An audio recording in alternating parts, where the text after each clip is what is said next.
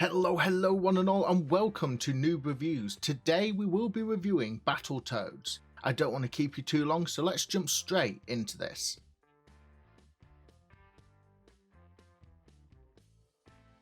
The wait is over. Ras, Zitz and Pimple are returning at last to smash hit their way through an all-new action-packed adventure of choreographed chaos, and couch co-op may never be the same again.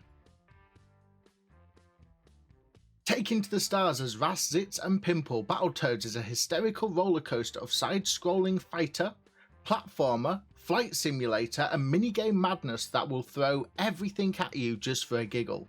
The game is not bothered whether or not you can take it, the game only cares about how well you can adapt on the fly. The game is developed by Rare and Delala Studios and published by Xbox Studios, Rare and Microsoft Studios. For those of us old enough to remember Battletoads on the Super Nintendo and Game Boy, it was 1993 when the last Battletoads game was released. Just as a disclaimer, there was a remastered Battletoads released in 2015 as part of the Rare Replay package, but when I say a new Battletoads, I mean a full, brand new, original, Battletoad only sweetness.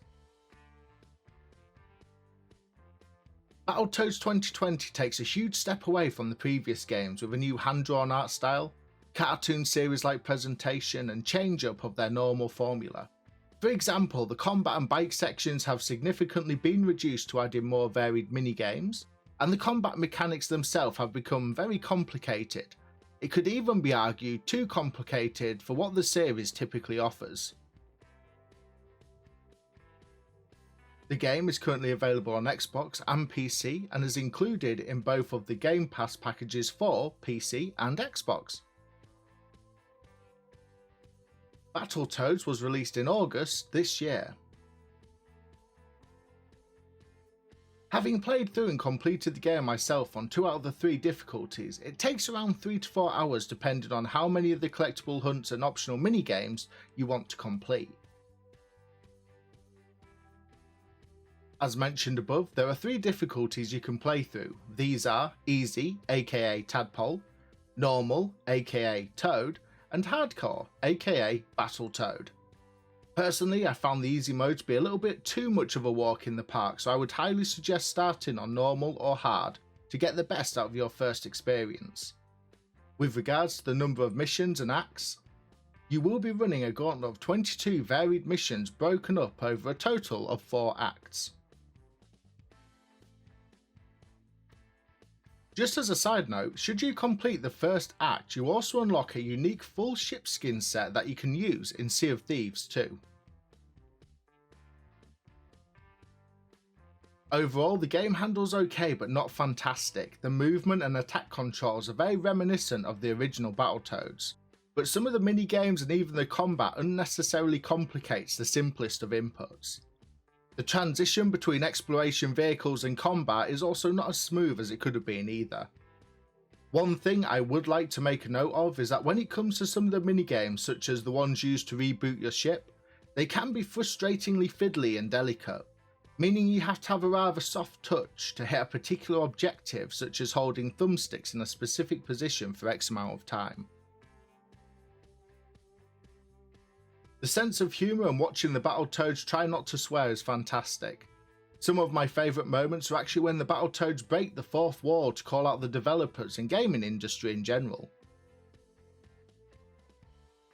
The art style is brilliant, bright and really attention grabbing, however it may not be appealing to all of the old school fans out there. The soundtrack is well chosen and works really well to set the mood. The sheer scope of the game modes from the flight simulator through to Toad Shambo means there will be something for every player to get their teeth into. There is no online co-op, which is honestly such a considerable oversight on behalf of the devs. Couch co-op is okay if you have friends to pop around and play, but in reality in this day and age, online multiplayer would have been a lot more popular. As mentioned above, so I won't go back through it all, there are various issues with the controls and how sharp the learning curve is for some sections, which may put a few people off. Overall, a fun trip down memory lane that does not really allow you to fully relive past Battletoads' glory, but it is a very good love letter to them. The dialogue, art style and gameplay are all fantastic once you are able to adapt to the ever-changing controls, but ideally there would be fewer minigames and puzzle solving and more combat. Retailing at around £15, which is $20, it is very reasonably priced for what you get. As I mentioned earlier, the game is also available as part of the Xbox and PC Game Passes, should you want to try it out without forking out any money on the game. At the end of the day, all I can really do is provide my personal point of view and encourage you to try the game for yourself to form your own opinions. Some may love it, whilst others might not. For now though, whatever you decide to play, I wish you happy gaming and have a fantastic day.